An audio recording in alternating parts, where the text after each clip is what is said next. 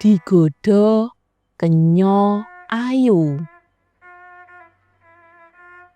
Durung suwe iki penulis sowan ana panggonane Pakdhe Tapa kang mapan ana tlatah Ngampilan Ngayogyakarta. Pancen wis sawetara suwe penulis ora ketemu Pakdhe.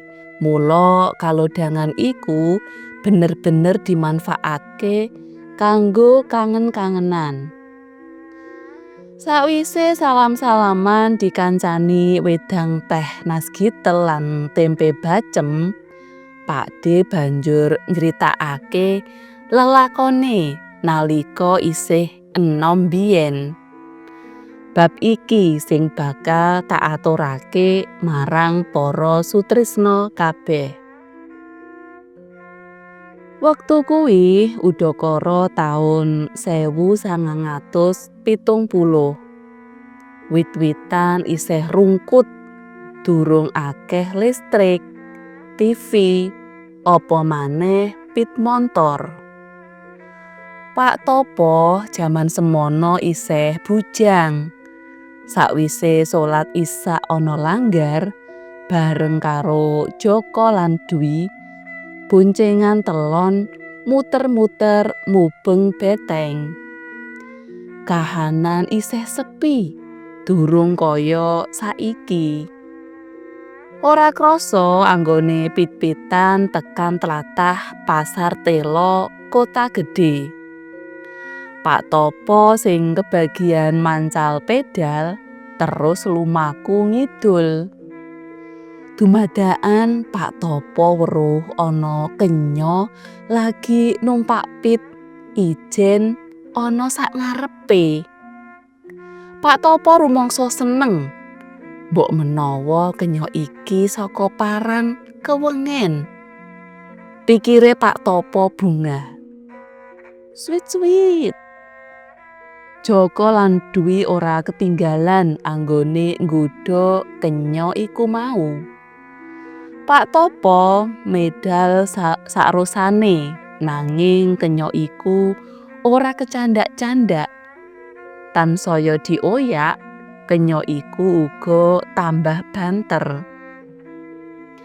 Nganti adus kringet, Pak Tapa nyoba ngoyak nanging ora bisa. Dumadakan gobrak. Ban pit kaya nabrak watu. Pit njengkelit, Pak Tapa, Dwi lan Joko kontal. Tiba wutuhan gegentus watu. Kahanan peteng dedet. Pak Tapa grayah-grayah. Iki kok kaya watu atos. Guneme Pak Tapa. Lho, iki watu kijing. Pambengoke Pak Tapa rada sora gawe kagete Joko lan Dwi. Sakwise ilang kagete lan nata ati, wong telu banjur njupuk pit sing rada ngarep wis malek dadi angka 8. Bareng tekan ngisor wit sing ana sentire, kahanan rada padhang. Kenya iku mau jelas bangsa lelembut. Dioyak kok malah tansaya banter. Ngerti-ngerti awake dhewe wis mlebu kuburan. Kandhane Pak Tapa bareng wis gamblang. Joko lan Dwi uga melu gumun. Pit kok bisa mlebu kuburan? Kamangka kuburane iku ana papan sing rada dhuwur katimbang dalan. Pit ditinggal ana cakruk. Miturut rencana bakal dibaleni sesuk yen wis padhang. Wong telu banjur mlaku mangulon. Karepe supaya enggal bisa tekan omah. Anehe kawit mau ora kepethuk pawongan siji-siji ya.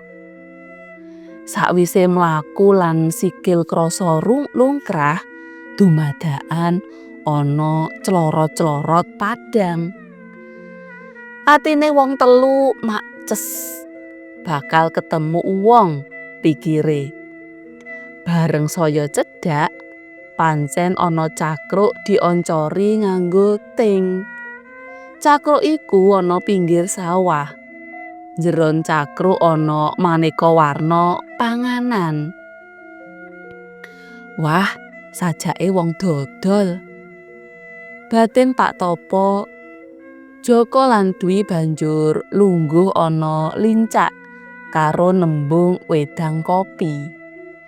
Sing tunggu sawijining kenya. Mak gragap. Pak Topo weruh kenya sing tunggu cakruk. Iki kok persis kenya sing numpak pit mau.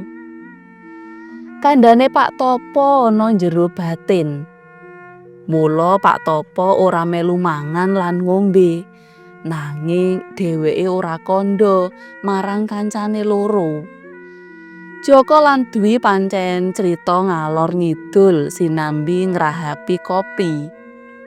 Bareng wis rampung, Pak Topo mbayari nganggo dhuwit cring. Disusuki uga nganggo dhuwit cring. Pak Topo banjur age-age ngajak Joko lan Dwi sumingkir saka papan kono.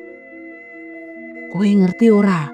Menawa kenya sing dodol ana cakruk mau persis karo kenya sing numpak pit sore mau. Pitakone Pak Topo karo mlaku turut galengan. Hah? Dwi lan Joko kaget setengah mati. Sing mau sore weruh kenya numpak pit lan sing duwe karep ngoyak pancen Pak Topo. Dene wong loro mung numpak, dadi ora patiya nggatekake anane mung melu wae. Dwi lan Joko banjur mutah-mutah. Untung iki mau mung ngopi, ora mangan panganan ana kono. Guneme Dwi karo nyekeli weteng sing pating penjelut. Dumadakan saka kadohan keprungu swara adzan subuh. Lho, iki wis esuk to? Pitakone Joko lempe-lempe anggone mlaku. Wong telu sliringan karo wong golek kodhok. Ngampilan iku arah pundi nggih?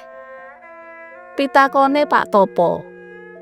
Sampeyan menawi ajeng tindak ngampilan menika ngaler ilen. Sampeyan menika malah wonten mergi jurusan Wonosari. Kandhane pawongan iku. Lah dalah, jebul iki mau bingung to. Wong telu langsung tiba, lemes. Duit saka kenya iku mau tekan sprene ora malek dadi godhong utawa kertas. Dadi duit temenan. Guneme Pak Topo mungkasi pengalamane. Ora krasa wis krungu adzan maghrib. Aku banjur diajak salat maghrib bebarengan. Sakwise iku budal bali ana Kulon Progo.